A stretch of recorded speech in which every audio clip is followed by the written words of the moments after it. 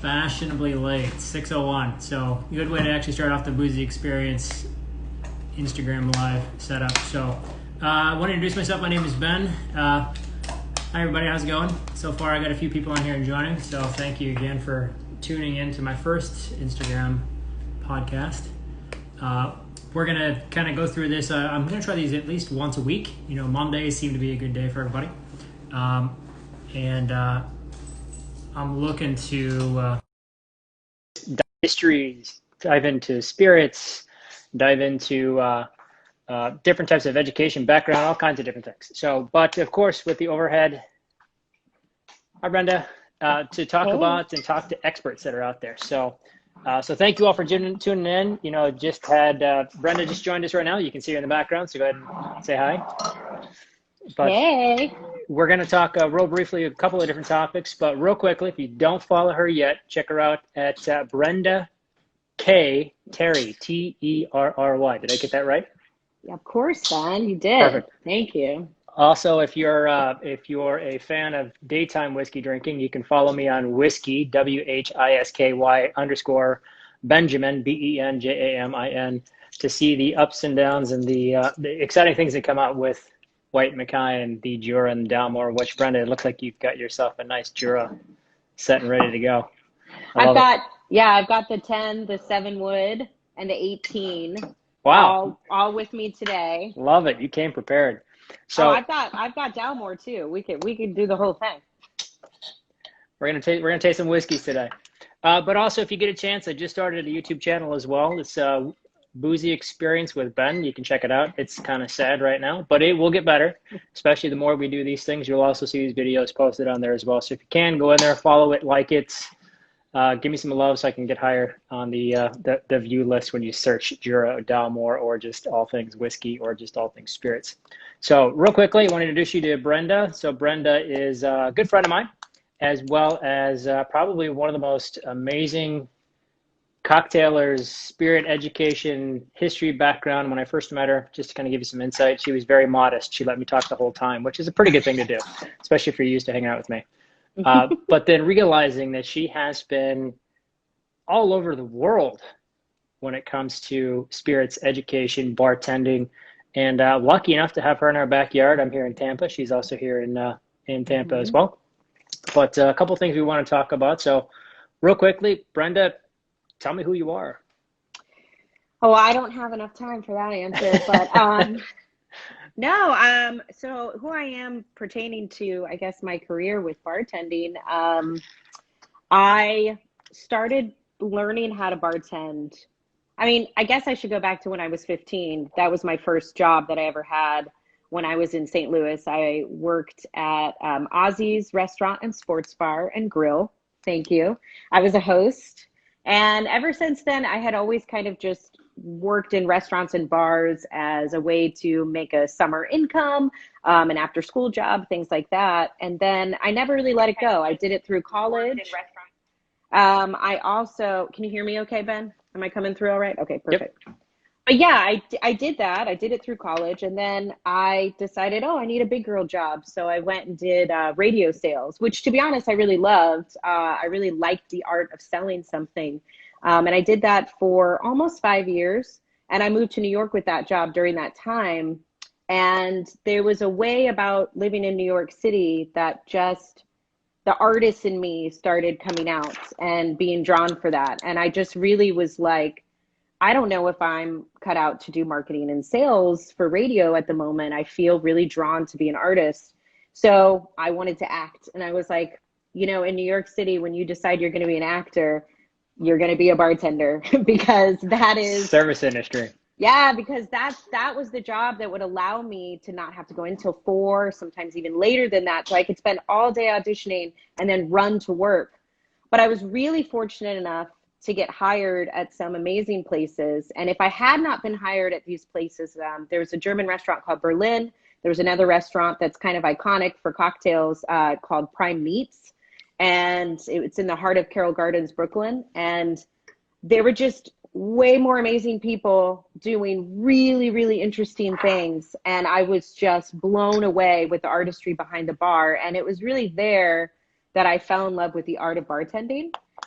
just seeing people that were way more talented than I ever thought I could be, doing something that they really loved and being really good at it. So Like I, yourself, I was in the restaurant industry for years, and people are like, well, how'd you get in the restaurant industry? I was like, well, I got a degree in art, so naturally I work in the food industry. It's just hand in hand. It's just kind of how it works.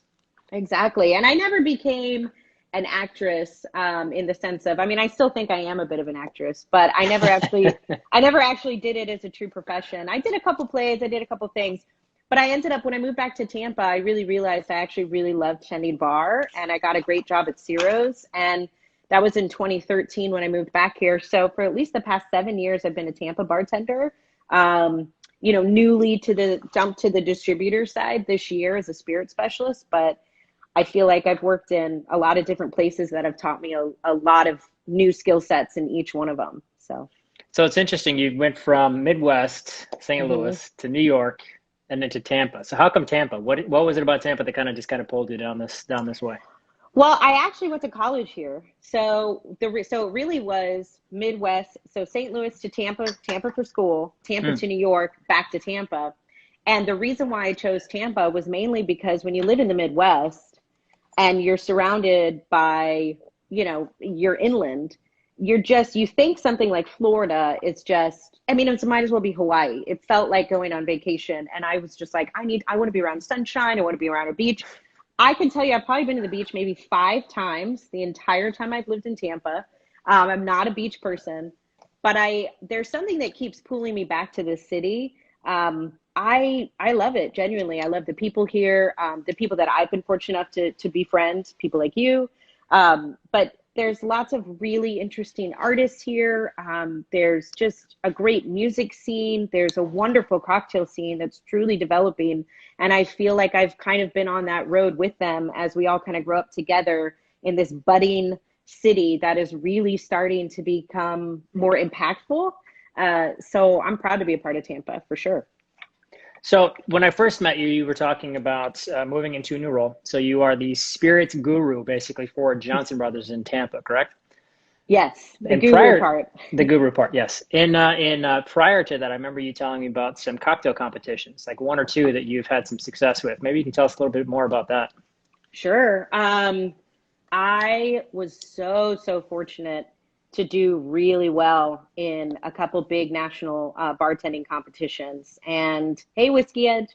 And I feel like that connected me, to the core of the bartending community on a national level.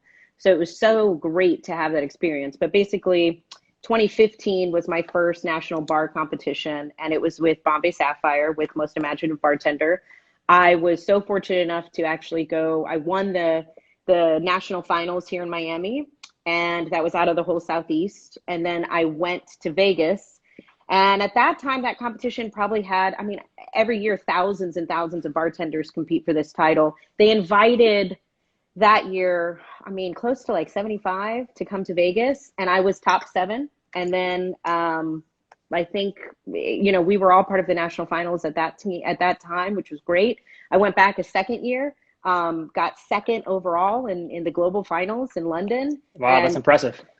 I was impressed. I'm still impressed. That's I impressive. was amazed.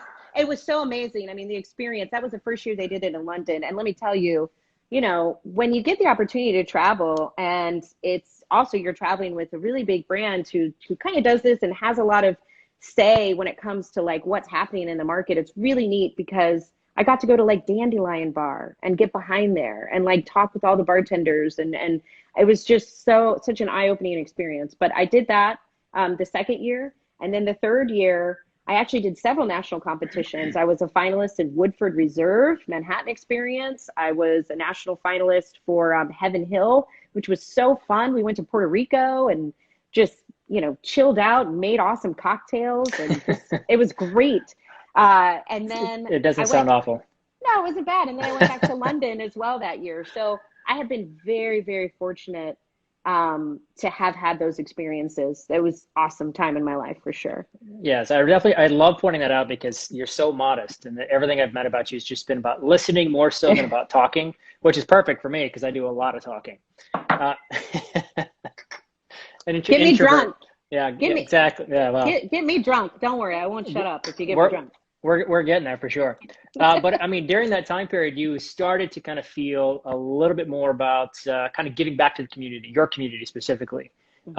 And I know around the United States, a lot of us on this feed will know exactly what USBG is, but not everybody will. So, what is the USBG, and why did you decide to kind of give back in that sense?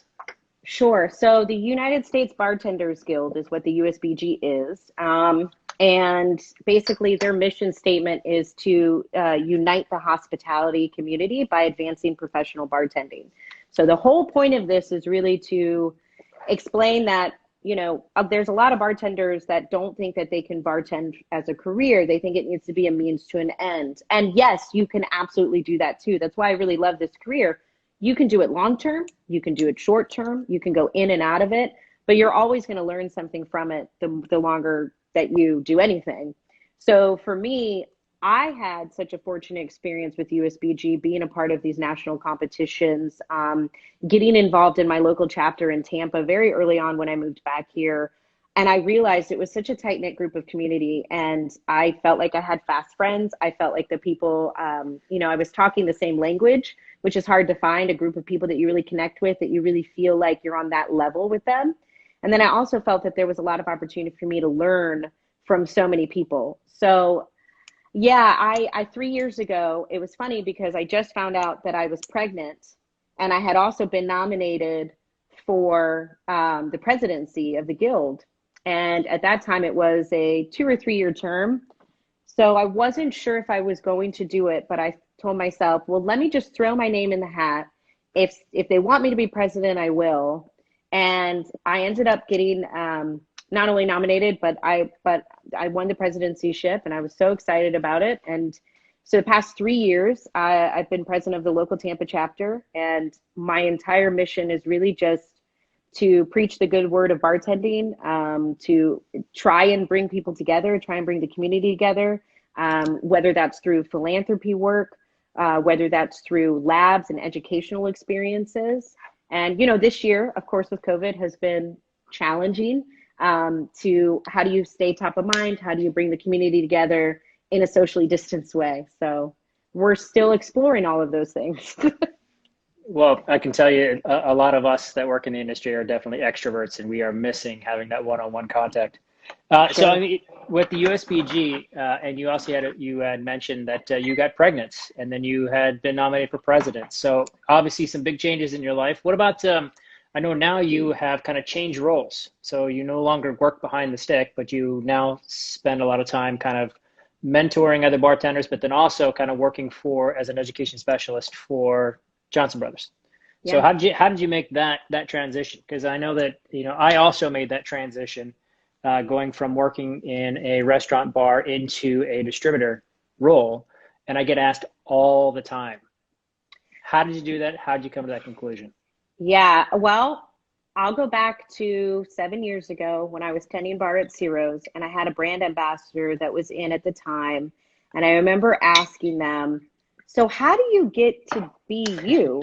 Like, how does that happen? Because you seem like you have a really cool job. You get to go to bars and you get to talk about spirits and cocktails. That just seems amazing. And I'll never forget what they said. That person said, don't try to make it happen. Just keep doing what you're doing, and somebody will take notice, and eventually you'll be able to do whatever you want with it. So it was kind of like, stay the course. Don't try and force it. Allow whatever you think is going to happen to you. Believe that it should happen to you, and it will. For me, I was taking some time. I had GM'd a restaurant, and I had also, for the past few years, been a beverage director. And so I went back to part-time bartending. My daughter was very young. I felt like I was missing out on some of her journey as a baby. And I just didn't feel balanced in any way. I was like, I don't feel balanced. So I went back to part-time bartending, and I just remember being there, and over the course of a couple conversations with some people that would come in and do account visits, I just remember saying, if it was ever available, I might be interested to jump to this side of the bridge now, if that's even a possibility. And literally the minute I threw that out in the universe, I can tell you, everything happened so quickly. It was literally within, a couple months, and I was all of a sudden being offered essentially my dream job, which is to educate, to only talk about spirits essentially, and to get out there and preach the good word of everything that JBL has to offer. So for me, I truly feel like it was something that organically happened, but I also think I was open to it. And that's kind of why it finally came my way at this stage in my life. It's amazing how, like, when you put it out there, how it just kind of comes. Just, there you go. It's a very cliche, like, kind of thing to say, but it really is kind of how it works. I believe it. So let's change gears a little bit. What are you enjoying right now? The Jura 10, baby. The Jura 10. I'm telling you, I love the whole line. And I know there's some 7-Wood fans out there who really think the 7-Wood is like the best one out of the line. I think they're all great for different reasons, but the 10 is the one that I reach for the most. It's just easy drinking. I love that little hint of, like, smokiness from the peat, but it's not a lot. It's just, I just really enjoy it by itself. It's just a nice sipper. So with Scotch whiskey, there's always been that stigmatism that whiskey, especially single malts coming from Scotland, are drank one way. Mm-hmm. Neat. No. It's not true. It's not true. And it's changing. It's changed around the world, but it's still something in the United States that is still very difficult for a lot of people to kind of get around. Kind of like non-age statements in the whiskey world as well. Coming to the United States, they still think they need to have 10, 12, 15, 18, which there are some great 10, 12, 15, and 18s, but there's some pretty awful 10, 12, 15, and 18s out there as well. So the age doesn't necessarily mean that it's on point. But with making cocktails, I always, when people would ask me, why do you want to bastardize this beautiful spirit? And I never really looked at it as bastardizing, but necessarily kind of taking it on the next journey of its expression, its continuous growth. This is why I've always considered good bartenders alchemists more so than mixologists. The continuation of building on those flavors and really bringing in a whole new kind of compound, I guess you would say, for the expression and kind of taking it to that next level. It's almost like an artistic development. It's like you and I may have started in the arts world, but we're continuing in the arts world as well. So with Jura 10, is there a favorite way that you like to enjoy it? It depends on the mood I'm in. It's always that way with the spirit. It depends on what day I've had. It really does, because, well, first of all, somebody said in the chat, Jura superstition. Is that a thing? It is. I haven't had it. Okay, well, Ben, you and I are friends, so I'm just saying, if there's a bottle lying around that I need to try, is that what it is? Is it a superstition? Yeah. Okay. So Jura, for those of you that don't know, and you're obviously asking about some of the older expressions, and Jura went through a bit of a change about 4 years ago, where you see Jura 10. Okay. This is the new expression. So the bottles themselves, just happen to have the bottle right here, got a little bit taller and a little bit thinner. Mostly has to do with design, but it also had to do with kind of changing the actual bottle itself. So the older bottles are a little bit shorter, a little bit wider, so they're a little bit thicker on the actual girth of the bottle. But the whiskeys themselves are also very, very different. Prior to 10 years ago, Jura was putting liquid into barrels. Now that's not unusual, but there wasn't no consistency with the actual barrel program. Now these whiskeys have a very specific barrel program. So the superstition, like what you were saying in the chat, is very similar to the Jura 10. It's going to have a little bit of smoke and a little bit of that sherry influence. It's a beautiful expression. It's also a kind of a continuation of that house style. So old Jura, there was 4 expressions. There were old ones. There was superstition, prophecy, origin, and also the Jurites, which is a 16-year-old whiskey. And nice. Each one of them was very different. So there was no real kind of DNA or underlying kind of like who we are on Jura. But taking a step back, Jura 10 is now kind of the backbone or the face of the actual brand, with just a little bit of smoke and also just a little bit of sweet.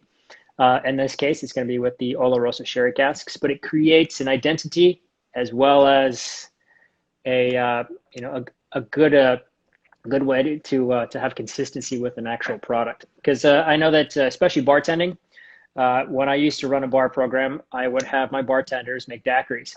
And if I had four Sure. bartenders on duty that night, I'd have four different daiquiris. So Yeah. consistency is definitely the name of the game. And with Jura 10, that's about creating that consistency of a little bit of smoke, a little bit of sweet. So to answer your initial question, I have a bottle for you. Uh, Okay. they've been discontinued. So if you see them out there, snag them because they're disappearing quickly. But Okay. I do have two bottles of Superstition. I'll be more than happy to share it with you. I mean, we should just set up a tasting soon. I know. Thank you. I appreciate it. I mean, and going back to your question, well, somebody also in the feed just said Jura 18 with a little bit of dark chocolate, and I agree, which is why that made me want to pour some Jura 18 right now. I really do love the whole line. I love the Dalmore as well. I love Shackleton. There's a lot of really interesting things that we could sit and talk about why these whiskeys are great. So as you want to get into that, I'll let you direct me there. But going back to the way I enjoy spirits, I am certainly not one of those people that believes that there's only one right way to enjoy anything. I'm very open-minded. I'm open-minded politically. I'm open-minded culturally. And so therefore, I really think that you should also, as a bartender, be very open-minded to the way that somebody wants to experience their spirits. And whether that is a very expensive bottle with Coke in it, like I've had that ordered at a bar. I've had, a very like $100 bottle, 2 ounces, and I'll take that with Coke, please. And, you wonder about that. And then at the same time, you're like, hey, like that made that person's day. So who really cares, right? They're enjoying As it. long as they order two, just keep them coming. Exactly. That's fine. But I enjoy Jura, the 10-year as well. It's kind of like a penicillin riff. I mean, I just enjoy Yeah, penicillin in general. One of it's a my tough one not favorite to like.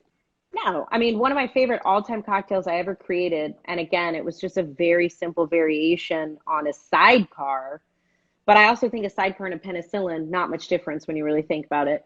I did half ginger syrup, one lemon juice, an ounce and a half of scotch, and in that case, I was actually using at the time, which I don't think you can get it to I don't think it's here in this market as much as it used to be, but Orangery from Compass Box. Hmm. So I did that to bring out some of the orange notes, and then like a half ounce of Pierre Ferrand orange curacao. And Yeah, it I was was going to just say it's very similar. yeah, it was just a sugar crusted rim. It was served up. It was delightful. So I love anything citrus forward with a really well balanced scotch. Sidecar variations are really fun to play with scotch as well. So yeah. Very cool. I mean, that sounds fantastic. I think we can do a whole nother session just on that. So let's move forward a little bit. So we're enjoying our whiskey. I wanted to get your Mm. thoughts and on what's really changing. I mean, you had mentioned it earlier. You talked about COVID. Obviously, that's a big one. That's right in our face. It's changed the landscape for any of us that used to love to go out and enjoy cocktails or enjoy whiskey out at a bar, at a beach, at a restaurant, you name it.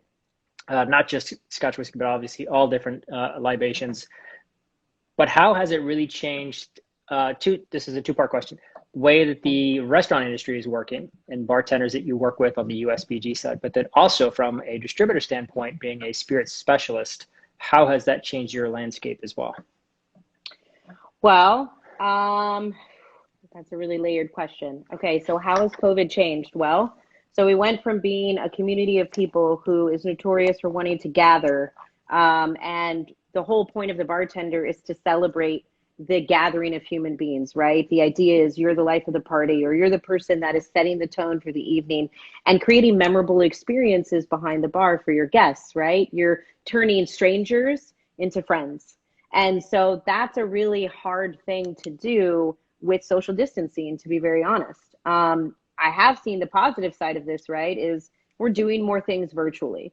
And I think never in this time have we truly realized how connected we really are through technology. And in that sense, your connectability, right? The ability to connect with other humans becomes that much more exponential, right? Because now I cannot reach just a few people. I can reach unlimited amounts of people, depending on where this video goes or who picks it up or who finds something meaningful. But I still argue that personal connection is super, super important. And it's been really hard. It's actually been really hard on the bartenders. First of all, bartenders in person are not making financially anywhere where what they used to make. And there are those wonderful restaurants out there and bars out there who are taking care of their staff right now. And thank you, thank you, thank you to the people that are doing that for their staff, because think about it. We're in an industry as a bartender where you don't have health insurance. Most of you don't, right? And you are going to work every day because this is your job and you love it. Let's talk about the bartender who loves it, right? And I'm not worried about the bartenders who are like just doing it as a means to an end. Just talk about the people who do it as a career.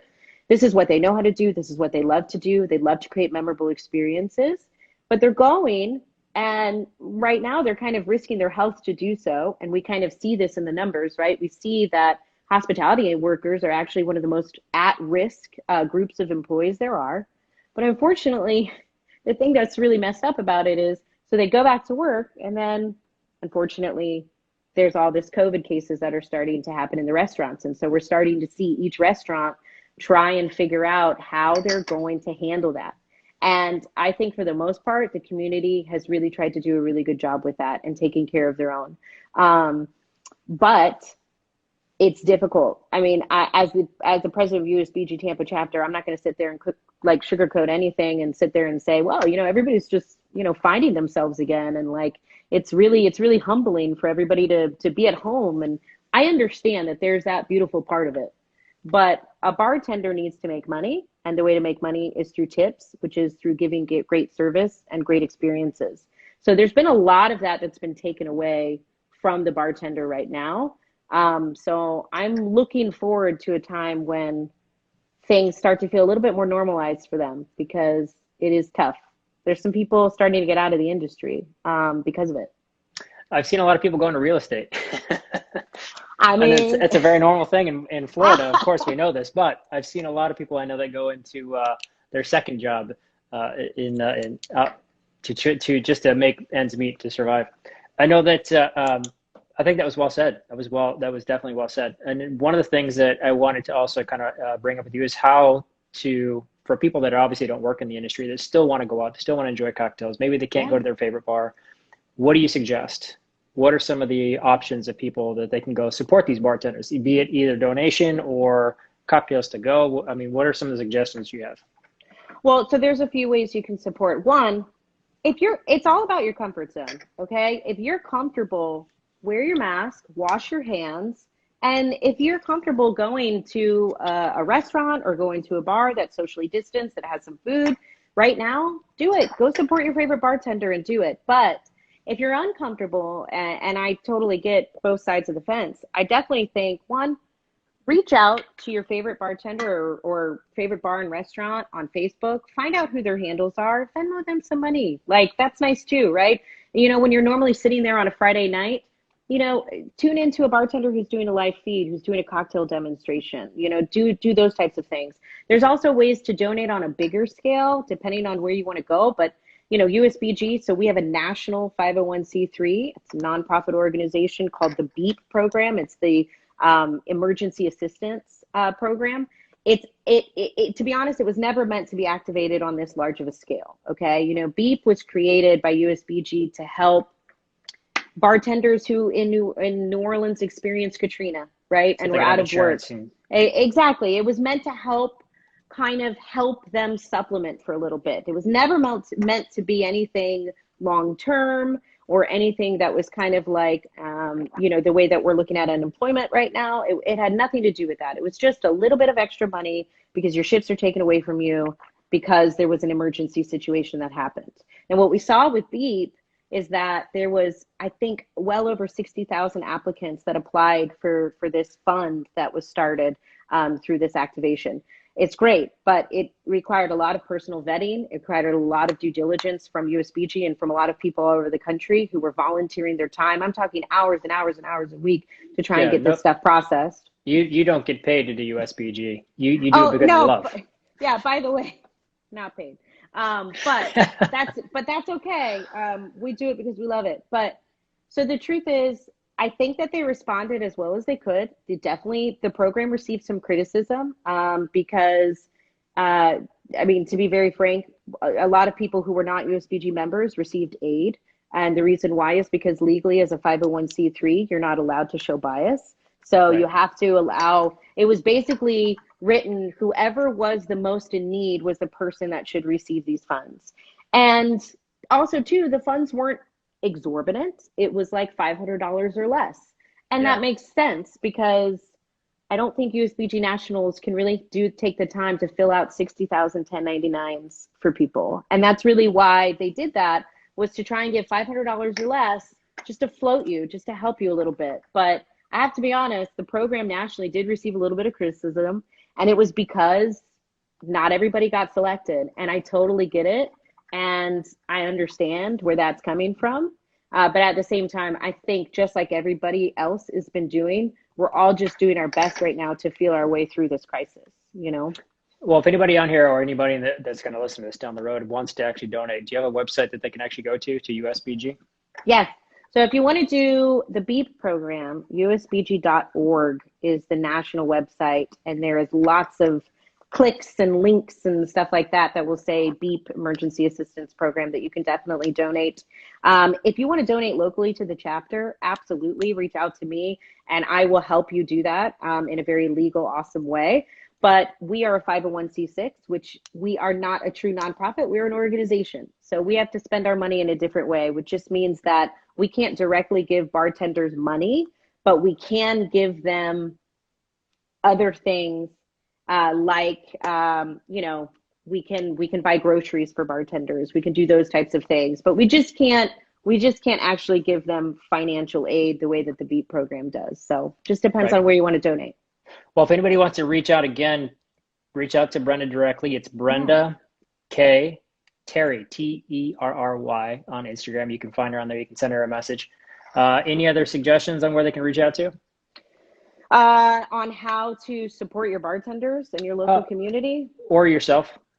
Oh, yeah. I mean, well, just reach out to me at Brenda K. Terry or shoot me an email at brendakterry@gmail.com and I'll help you. You can also hit us up on Facebook, USBG Tampa Bay chapter. We have a pretty big social media presence in the local Tampa market, and we're really quick to respond.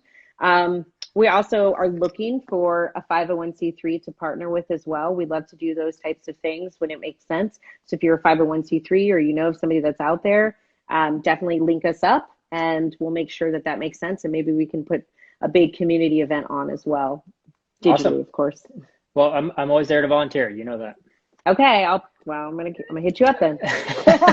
Always, always. Real quick, let's kind of change topics again. Let's start talking about some changes in the industry. So I get asked this question pretty regularly, and I'm sure you do too.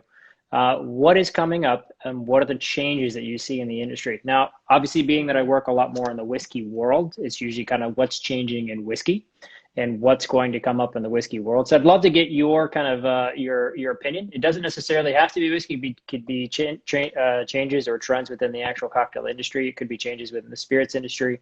It could be a new spirit that's coming down the line that nobody's ever heard of that is going to take the world by storm, kind of like Mezcal did.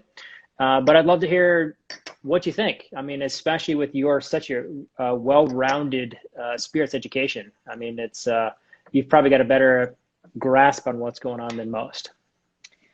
Thank you for that. I would say, okay, well, I would say politically for the industry, I would say unionizing is going to be a big topic in the next couple of years. I definitely don't see that conversation going away.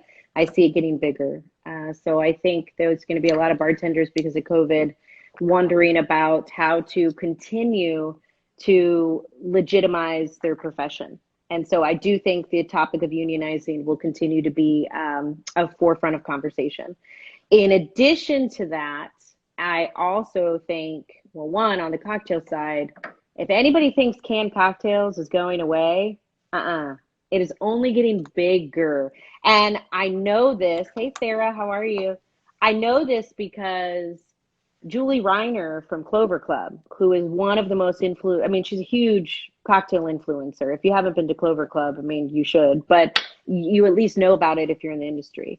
She's been working years on a canned cocktail package program, and she just released them, and they sound amazing. And this isn't like a gimlet in a can. This is like, aperitif, prosecco, some sort of gin, and like, amaro.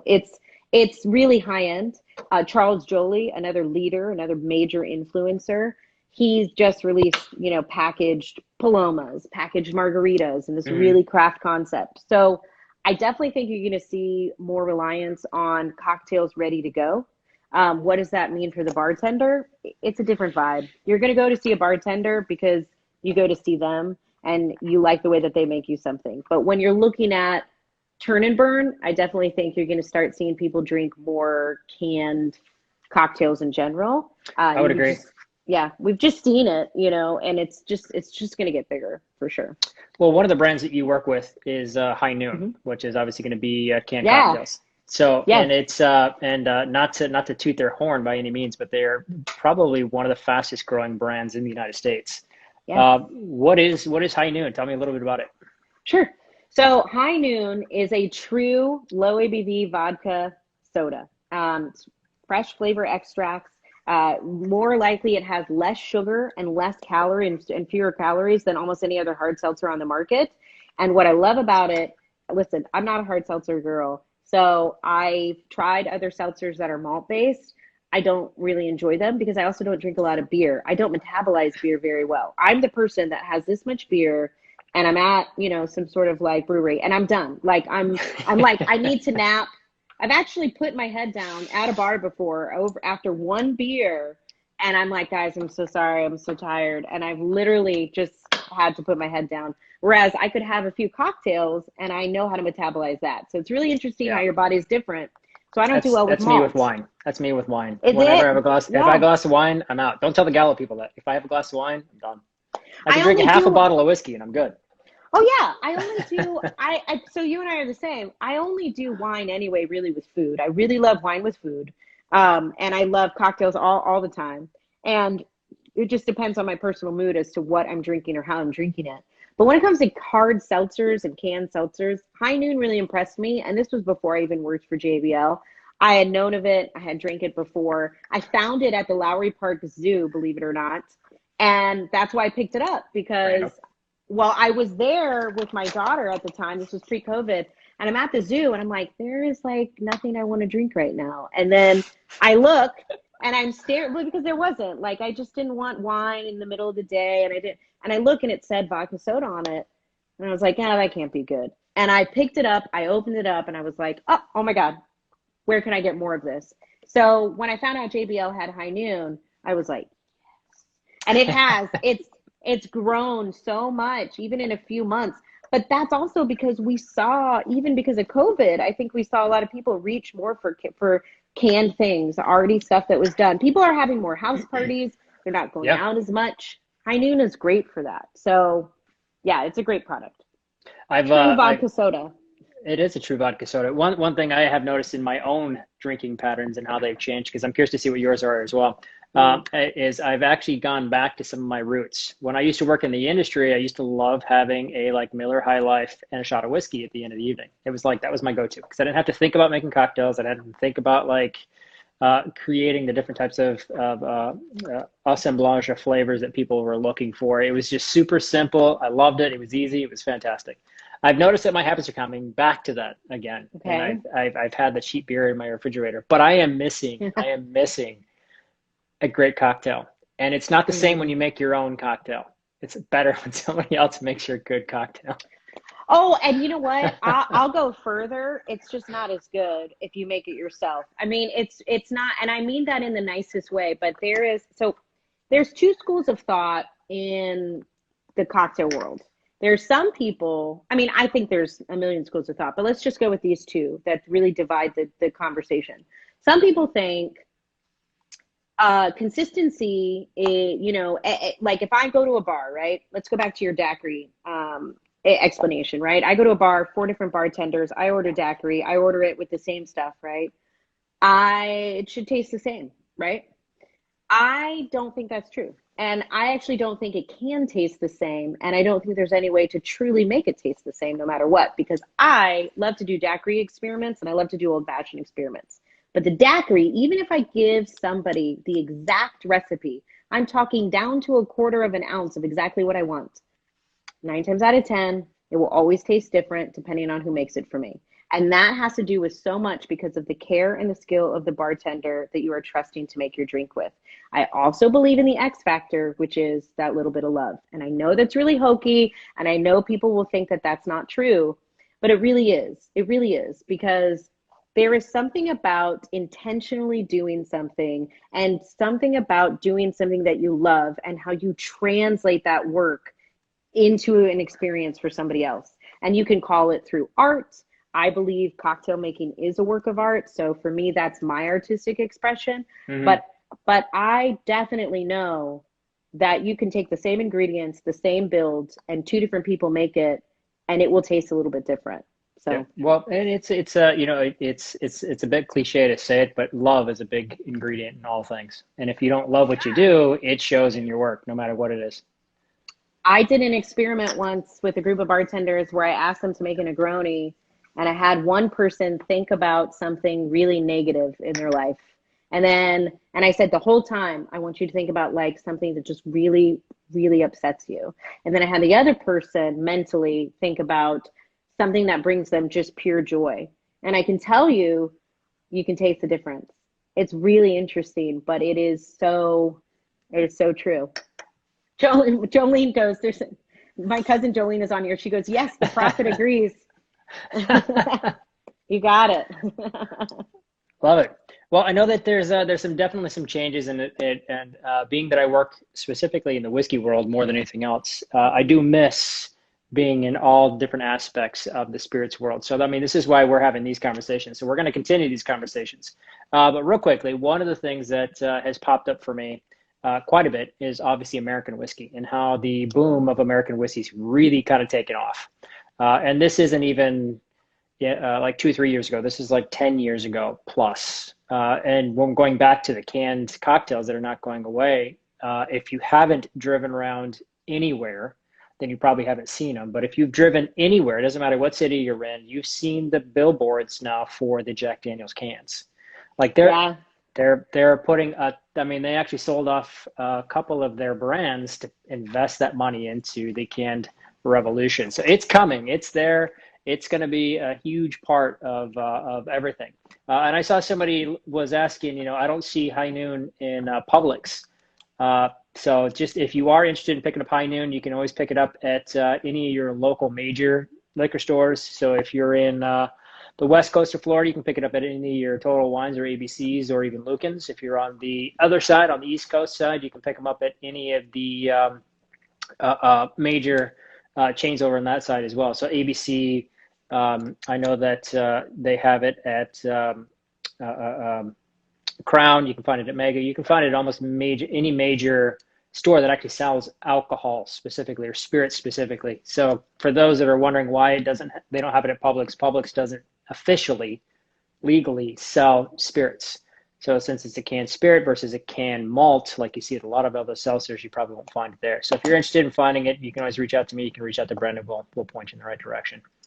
But one of the things that I have seen in this industry is the American whiskey revolution. And sure. I'm assuming everybody else has too. And if you haven't noticed it, you obviously don't drink too much, or you're still stuck in the 80s and you're drinking nothing but martinis. But some of the biggest trends that we've seen kind of pop up, obviously American whiskey with bourbon. Bourbon was a big part of it. You can thank President Taft. If President Taft did anything, he created the bylaws, or he put his stamp of approval on what it is to be bourbon. Despite the pushback from a lot of major brands that were out there that were still using a lot of secondary ingredients, like, for example, like molasses or even sugarcane to make American whiskey. That was one big part of the revolution. Then the whiskey kind of went away. We had the vodka revolution that happened in the 80s, and then whiskey started to come back around again in the 90s. And we start seeing bourbon as an American concept. And then we start seeing an introduction of rye. And now rye, the last couple of years, has been kind of king. You know, you see that leading the pack right now, especially with like Whistle Pig, for example. Sure. And Dave Pickerel, when he left Maker's Mark to kind of start that whole project. So taking an iconic person making American whiskeys going into creating that next niche.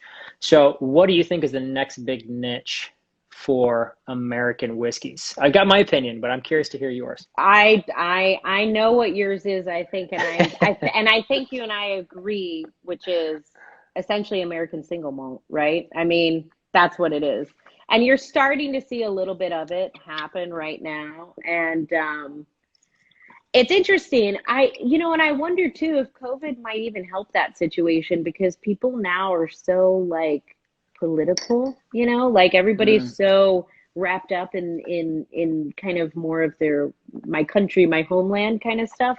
I wonder if people really starting to embrace not only just more bourbon because we see that all the time, but in general, more rye drinkers get converted. And then of course, I just want to drink something American, right? So I think it's really interesting what people are doing. I mean, again, he's staying on whiskey, but I will also make a sub note.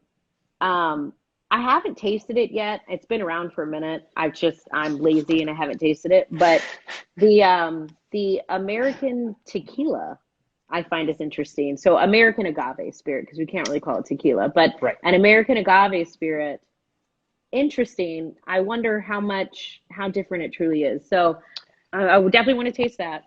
But Well, yeah, I I mean, think when you're looking at a tequila traditionally, with the blue agave obviously being its backbone, and then you start seeing a shift in even region and also type of agave, you right. start seeing mezcal kind of pop into the mix where you're seeing three different types of three different species of agave that are used in the fermentation process. Now, there's others out there that haven't made it to the US that are even more niche, that are even smaller, because a lot of people don't realize that there's over 100, and I think 100 last, correct me if I'm wrong, and you probably know better than I do, but there's 150 plus different species of agave. Oh, I think it's Uh, well into 200 something. Yeah, it's yeah, crazy. so It's crazy the amount of species. there's a lot. So there isn't just one kind of agave in Mexico. There's Mm-mm. a lot. There's many different species. So there's a lot of different spirits that are coming out of that particular area. And I know when we do this again, and I want to invite you back on when we start diving into history, I'm definitely going to be picking regions, and Mexico is going to be a big one for me. So there's a lot of spirits that I've used in the past in making cocktails, as well as that are coming, that you'll find at kind of high-end cocktail bars that do authentic, without using the cliche term, farm-to-table Mexican food restaurants, Sure. that are starting to kind of really dive into the authentic spirit and background. But even when you're looking at even American agaves, you're starting to see that same trend with American malts. Like, regional makes a big part of people's perception of it being good. And there's some good stuff that come out of like malts, for example, even in America. I think one of the big ones to kind of really take off was Westland. Westland did a great job to kind of really introduce single malts into the United States. Even going into as far as looking at terroir and looking at local sustainability farming, like they're supporting farmers all over southern western Canada, and also the Oregon and Washington area where it was mostly just kind of like mass produced. Now they're sourcing locally Yeah. and bringing malts back to farming in that particular community. But you also see it with other major whiskey makers. Like, one of my favorite malts in the United States is Stranahan's. Still hands down one of my favorite malts. And I mean, Love you can't go wrong. Stranahan's. Love Stranahan's. And you're starting to see, and this is one thing that I love about American malts coming into the play, is it isn't geographic, it's U.S. Yeah. versus American whiskey, specifically bourbons. People assume always that it's coming from one very kind of small area within the United States, even though it's not. But this is the general perception. Yeah, but I think a friend of mine said it best. No, you don't have to make bourbon in Kentucky, but you sure as hell ought to. Well, and what I mean by that is it has such a patriotism to it. It's like, I mean, it's tough to be a great bourbon and to not be from Kentucky and to be well respected. I will put it there. And there are some that are there, but it's very, very tough. So, including the one I just mentioned, Stranahan's, which makes a great bourbon as well. Yeah. They do some really good stuff. But you're also starting to see some big players really kind of dip their toe into the malt market. And a lot of times the big players don't necessarily get creative or adventurous. They're usually kind of following the trends of smaller that have kind of made a name for themselves. And I think you mentioned it earlier, but the straight malt that they do at Woodford, for example. Mm-hmm. And then, defining what it is to be a straight malt versus a single malt versus just a malt whiskey in the United States is also starting to kind of really find its groove. Like it didn't really have much of a definition, but it is starting to. It's an exciting time. So I think in the next couple of years, you're going to see that rye group really kind of dive into American malts. And if you're a big fan of Scotch whiskey, like let's see, Drew, I see Drew's on here, Scotch Whiskey Society, and also the Scotch Girl. they will tell you they should have started with Scotch whiskey from Scotland initially and then done some adventurous kind of things. And let me ask you this, because you're a whiskey connoisseur. So I've always heard it said that, and just steer me wrong. I mean, don't give me the political correct answer too. Just give me your actual thoughts. But and I Yeah. know you will. And I know you will. So my feeling is this. Okay, so I've heard it said that somebody compared drinking Scotch whiskey to like drinking old world wine, right? And then somebody else said that, drinking more of like American whiskey, like that bourbon rye palate, is kind of like drinking, like a lovely California cab. So Chablis. so with respect to that, where do you feel that Scotch drinkers land on this kind of spectrum in terms of, could you argue that your palate is more advanced because you enjoy Scotch? Or Mm. is that just completely wrong? And really it's just about what's your feelings on that? I personally feel it comes down to your palate. I mean, Okay. it comes down to two things for me. It comes down to sweet or savory.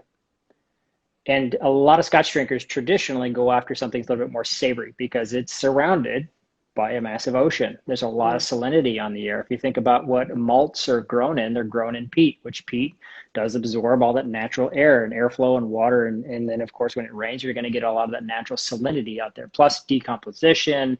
You're going to get the phenol characteristics from the actual plant itself. So it comes down to terroir.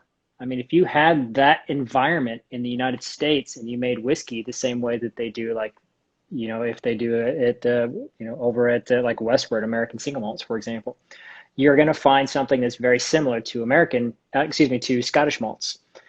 There's a reason why a lot of Scottish malt drinkers also really tend to really love Japanese because they're a little bit mm-hmm. more on the savory side. You're going to get a lot more of that natural minerality, that natural salinity. So my philosophy or my opinion, especially when it comes to like where do American drinkers sit in New World versus Scotch drinkers sit in Old World, it comes down to terroir. Not to use that generic term that they use in wine, but it really does have a major impact on your overall palate because the environment shapes you. I can tell you, as somebody who grows up in California versus somebody who grows up in Florida versus somebody who grows up in New York. You may all be the same lineage. You may be all siblings, but you're going Yeah. to turn out very, very differently. So terroir is a big part of it for me. That's been my philosophy from the beginning. So I've had some great single malts from Tasmania, for example, that have a very similar kind of characteristic like a Scotch whiskey. I would say there's a lot of micro distilleries that are popping up in Scotland recently, Okay. over the last 10 years or so, that are really kind of pushing back on the Scotch Whisky Association and a lot of the tight restraints that the Scotch Whisky Association puts out there. There's a great article on independent malt and also whiskey makers in Whiskey Advocate in the last issue. If you haven't seen it, it's a really, really good article.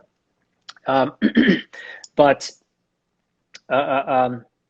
really kind of diving in and just kind of close your eyes and taste your whiskey. And if you've ever done a whiskey tasting with me, if anybody on here has ever done a whiskey tasting with me, I never tell you about the flavors. I never tell you about the smell. I never tell you about the experience that you're supposed to get. You're supposed to figure that out for yourself. And if you like it, great. If you don't, move on to the next whiskey. So I've had a lot of people ask me, how do you know so much about whiskey? And I say, well, it's because I test a lot of whiskeys. I go out there and I drink a lot. And if you're hanging out with the right people, they'll tell you that I'm a bit of an alcoholic. Or can be, and I disagree 100%. I'm an educator and a connoisseur. So, but getting out there and trying it—that's the big part of it. It's a I very love that. long-winded answer there. There's a lot of people on this conversation thread that are saying Scotchology. Ben needs to have his own YouTube channel. He needs to teach classes. I agree. I mean, it's fascinating to listen to. It's coming. It's coming. It's what I'm working on right now. Good. Yeah, I've always considered myself more of a, I would never call myself an expert. I feel like I know a little Likewise. bit about a lot of different things in the industry. But I think I think you're modest too. I think you're very concentrated in your study as well. So I think therefore it kind of just, after so many hours of devoting yourself to the knowledge of this, I feel like at some point you do have to kind of concede that you at least know what you're talking about. I can smell bullshit pretty well. Yeah. Yeah. How's There that? you go. How's that? I'll do that. So I know we're Done. wrapping up on time. We're getting up to the last few minutes before they cut us off. I Sure. wanted to real quickly make sure to plug you again. So if you haven't had a chance to follow Brenda, so it's Brenda K Terry, Terry on Instagram. Follow her. I know that she also puts out a lot of these educational videos as well, which are pretty amazing. So she has a great camera and does really, really, really good stuff. Check out my other Instagram if you haven't grabbed that on there as well, Whiskey Benjamin. So it's whiskey without any _ Benjamin, and it's going to be my day job. So working specifically with the White Mackay brands. And if you get a chance, go onto YouTube, check out Boozy Experience with Ben on YouTube. It just put my first video up. It's not my best video, but it's my first video. So please follow me, give me some likes so I can continue to put some of these things out there. And really, take the time to do some research, taste some whiskeys, enjoy yourself, and also follow some of these great Instagram lives that we're going to be putting out there. So every Monday, I'm going to try to do another one. But history education, that's going to be the backbone of what I do for Boozy Experience, and it's not going to be just whiskey. So for those of you that like other things besides whiskey, that's okay. But we're going to be trying some really fun stuff. So anything else you want to add to? Oh, I love that you're going the history route. That was always the reason I fell in love with cocktails, was who made them, when was it made, why was it made? And I feel like once you understand history so much better, then you really start realizing how much fun cocktails are to kind of tell history. I wish somebody would do that. Maybe we'll work on that project together. We'll do a history cocktail book. One of my favorites is Pisco. Oh. Like when Pisco pot stills start to deteriorate, they literally send somebody in there to map the inside for all the dents, all the scratches, and when they make a new one, they add all those exact elements back into the new pot still. It's really, I mean, it may be true, it may be superstitious, but it's that level of dedication is pretty awesome. That's awesome. Well, thank you again. I really appreciate your time. I'm glad that you got to be my first. So a little slanjava, a little cheers. I appreciate your time. I'm enjoying a little. Somebody asked earlier, what am I enjoying? Yes. Naturally. Darn it. I love that. So thank you again, a little slanjava. Thank you very much, everyone. I look forward to next Monday. We're going to have Drew at the Scotch Society. So tune in for that one. You'll see us at 7 o'clock on Boozy Experience. Hopefully you tune in. We'll see you soon. Slanjava. Thanks, Ben. Cheers. Thanks, Brenda. You're welcome. Gorgeous. It's a good one. How's that Shackleton? Good? It's good. It's really good. It's not bad, right? Especially with that price point. And that history in a bottle right there. History in a bottle. We'll talk about it. All right, dude. Well, it's been a pleasure. Likewise, I'll talk to you soon. Appreciate it. Bye. Bye.